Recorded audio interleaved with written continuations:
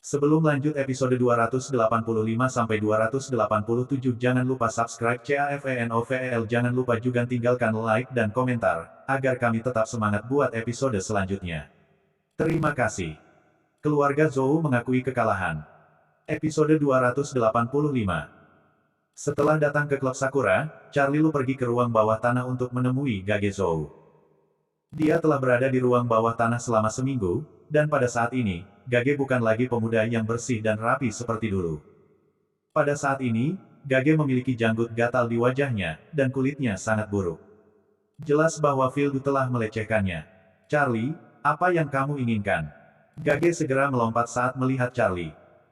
Setelah menjadi tahanan rumah selama seminggu, dia tidak makan dengan baik, dan dia dipukuli dari waktu ke waktu.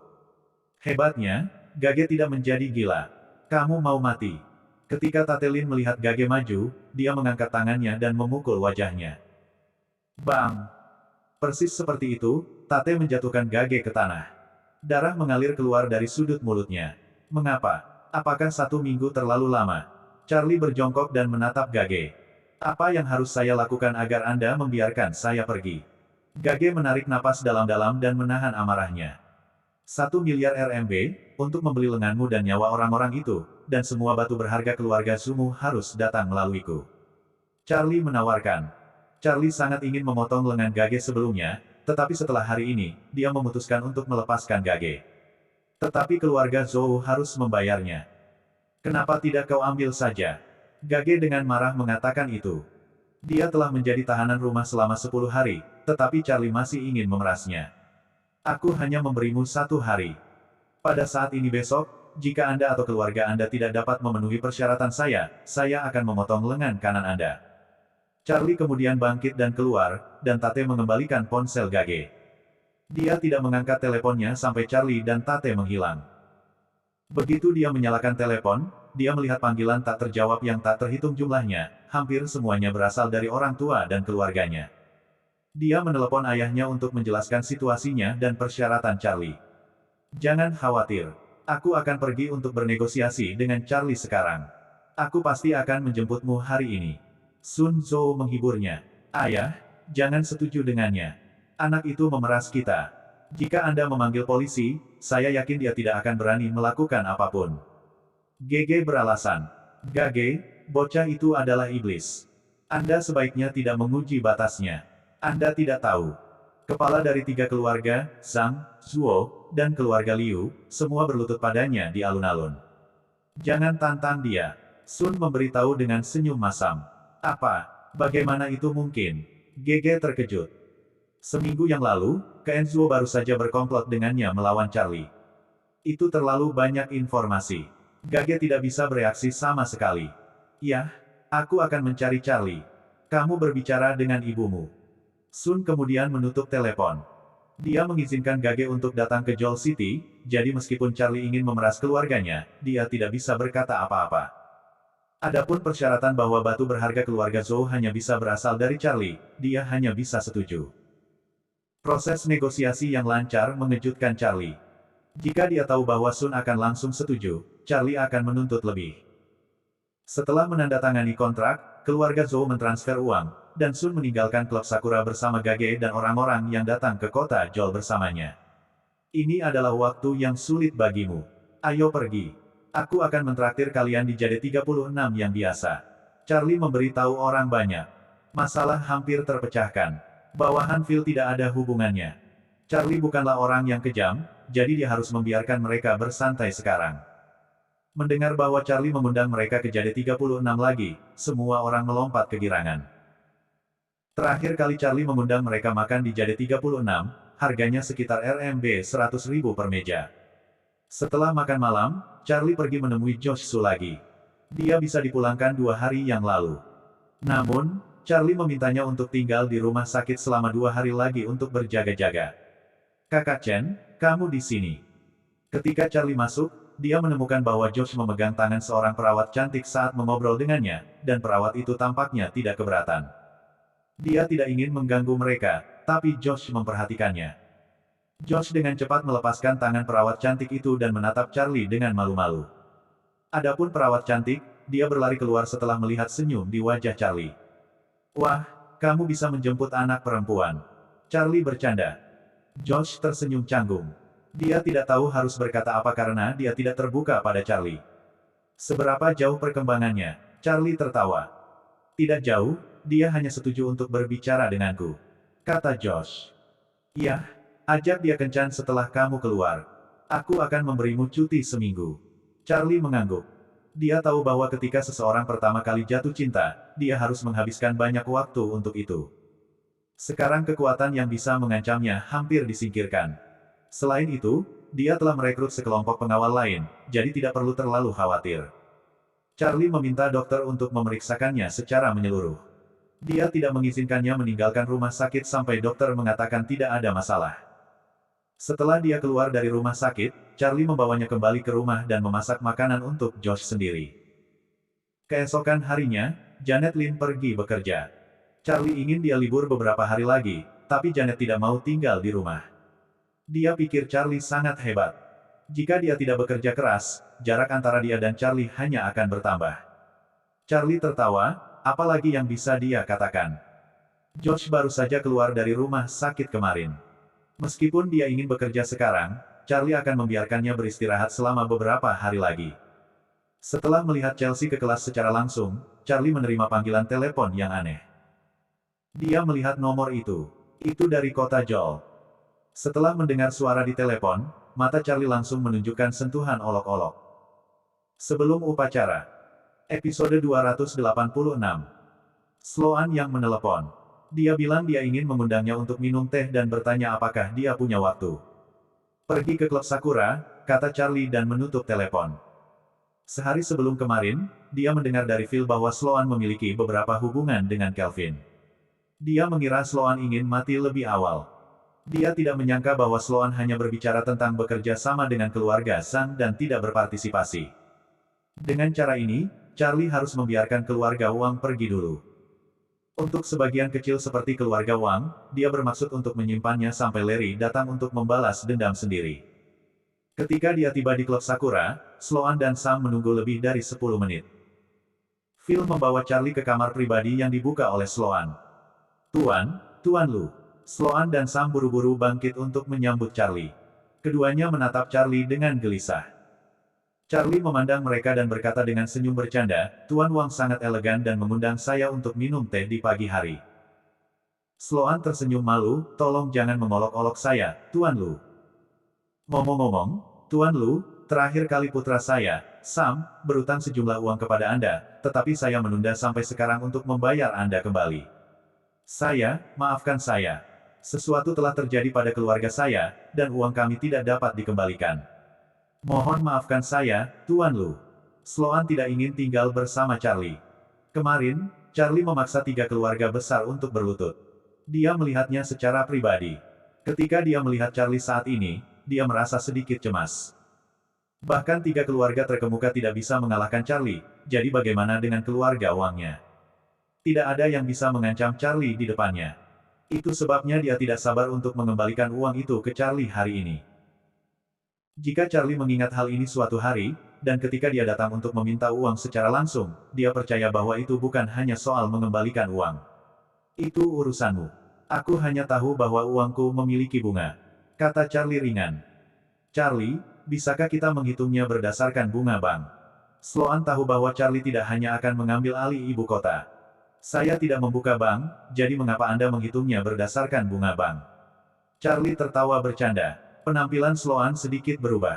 Charlie akan merobek keluarganya. Lalu, Tuan Lu, berapa bunga yang Anda inginkan? Sloan bertanya hati-hati. Suku bunga harian adalah 5/1000, Anda bisa menghitungnya sendiri, kata Charlie. Bunga ini sepenuhnya merupakan bunga rentenir. Sloan menarik wajah panjang. Tarif harian Charlie sebesar 5/1000 terlalu keras. Tuan Lu, keluarga Anda memiliki banyak bisnis, dan Anda tidak membutuhkan uang ini, kan? Bisakah Anda mengurangi bunganya sedikit? Keluarga saya mengalami beberapa masalah dan tidak dapat menghasilkan banyak uang sekarang. Ucap Sloan sambil tersenyum kecut. Charlie mengambil cangkir teh dan menyesap tehnya, dan berkata dengan ringan, kalau begitu kamu bisa menunggu sampai kamu punya uang untuk mengembalikan uang itu, lagi pula, aku tidak terburu-buru untuk menggunakannya. Dia tampak sedang memikirkan keluarga Wang, tetapi Sloan dan putranya tampak mengerikan seolah-olah mereka telah menelan seekor lalat. Kata mereka dalam hati, itu riba sialan. Siapa yang mampu membelinya? Tuan Lu, apakah tidak apa-apa untuk 1 dari 1000? Ini adalah batas kita. Sloan berkata dengan masam. Dia tidak berdamai, Charlie adalah perampok jalan raya dan ingin melubangi keluarganya. Jadi dia harus berusaha untuk menurunkan bunga. Waktu saya terbatas. Jika Tuan Wang tidak ingin mengembalikan uangnya, Anda dapat meluangkan waktu Anda sampai saya punya waktu. Saya tidak akan bersama Anda hari ini. Kata Charlie dan akan pergi saat dia bangun. Dia akan merobek keluarga Wang. Jika keluarga Wang lebih lemah, itu bisa dianggap sebagai bantuan tidak langsung untuk Larry. Melihat Charlie pergi, Sloan dan Sam mengubah emosi mereka lagi. Jika mereka tidak membicarakannya hari ini, dia yakin Charlie mungkin tidak akan pernah bernegosiasi dengan mereka nanti. Ketika Charlie datang, itu bukan hanya masalah minat. Tuan Lu, tunggu sebentar. Sloan mengertakkan gigi dan berkata, oke, saya akan membayar Anda kembali hari ini, dan tolong kembalikan tanda terimanya kepada kami. Charlie tersenyum dan berkata, tentu, mari kita hitung bunganya dulu. Dia berkata dan duduk lagi. Dia mengeluarkan tanda terima dan memeriksa waktu, lalu dia memberitahu Sloan hari-hari itu. Bunganya 5/1000 setengah tahun. Bunga cepat dihitung. Setelah mentransfer uang ke Charlie, dia mengembalikan tanda terima kepada Sloan dan putranya. Periode berikutnya damai, dan Charlie juga bebas untuk sementara waktu. J-Sys Technology, Duncan Electronics, SS Supermarket, dan KT Stone Group telah melewati masa perkembangan yang stabil. Selama periode ini, harapan terbesar media adalah upacara pembukaan J-Sys Technology seminggu kemudian. Setelah lebih dari setengah tahun konstruksi, J-Sys Technology menginvestasikan bakat dan sumber daya keuangan yang tak terhitung jumlahnya, bekerja lembur setiap hari, dan akhirnya menyelesaikan sekitar 80% dari fase pertamanya. Gedung penelitian ilmiah, gedung ujian akhir, bengkel produksi, area kantor, gedung asrama staf, ruang tamu dan area hiburan hampir selesai dan didekorasi.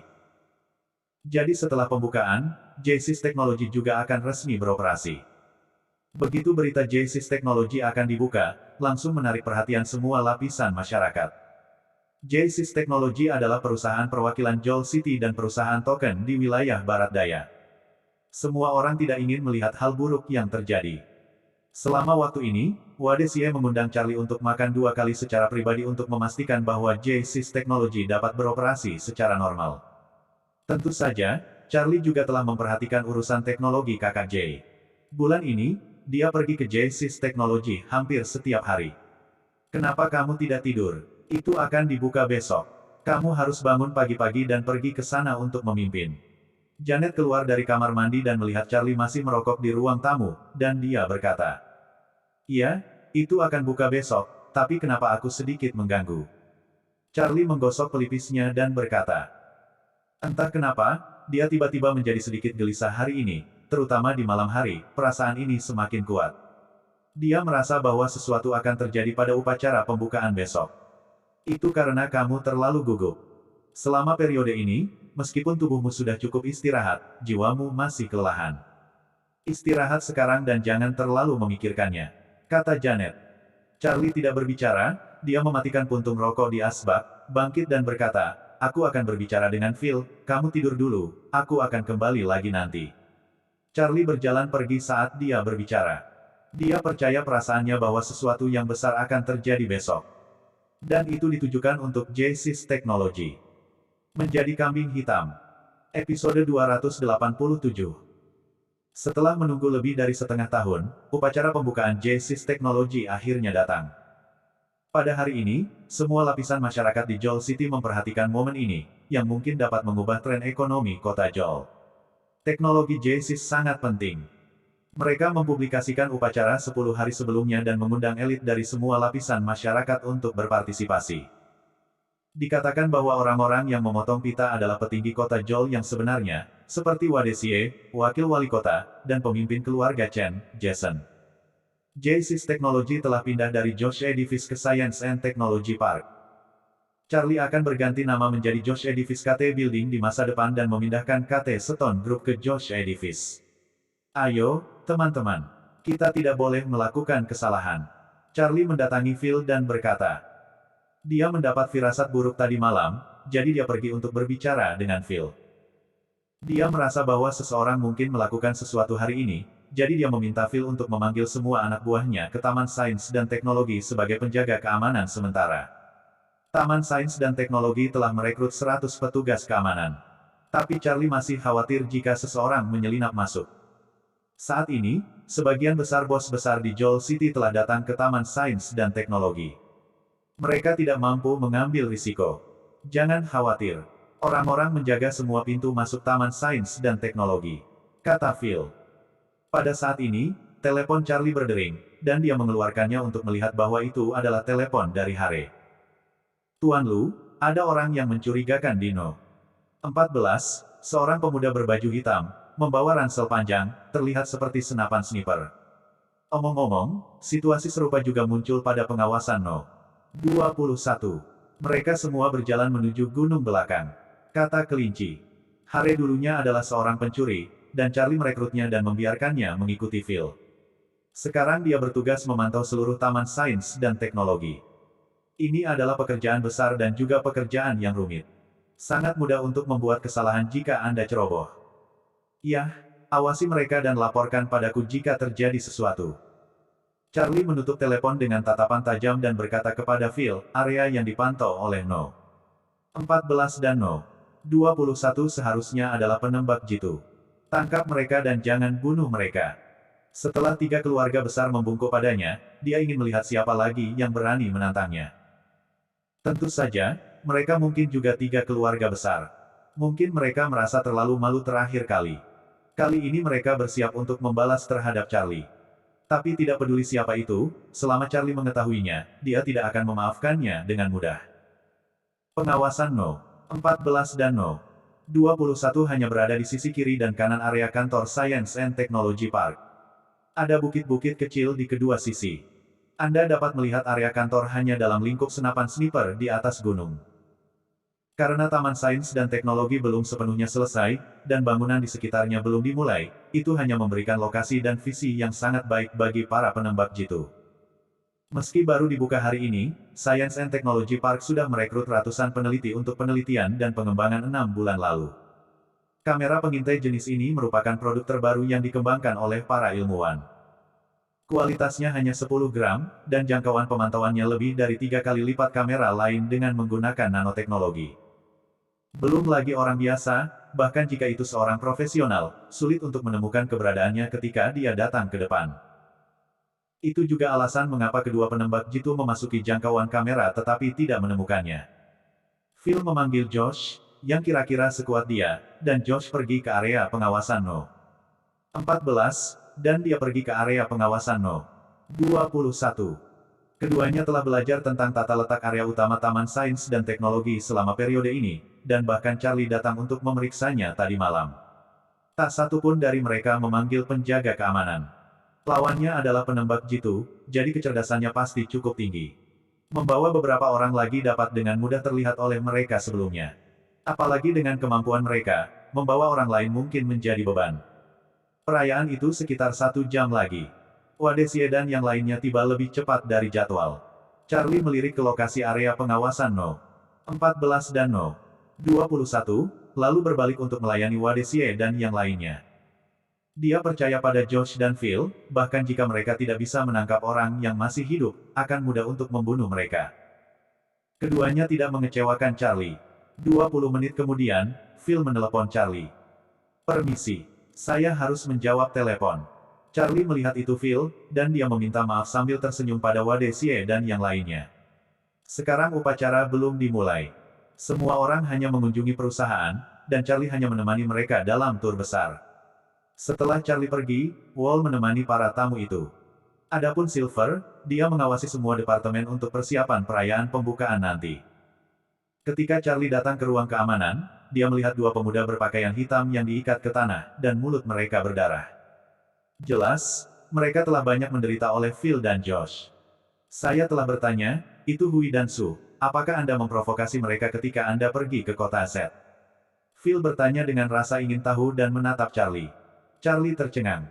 Dia tiba-tiba menyadari bahwa ketika dia pergi ke kota Z untuk berpartisipasi dalam kompetisi perjudian, Lena membunuh Jun dan Charlie. Namun kedua keluarga menganggapnya sebagai pembunuh. Sial, dia telah memegang tas untuk Lena. Ini adalah kesalahpahaman. Saya menyalahkan orang lain. Anda meminta seseorang untuk memeriksa apakah mereka ada di Joel City untuk saya. Saya perlu berbicara dengan mereka. Charlie tidak mau disalahkan atas Lena.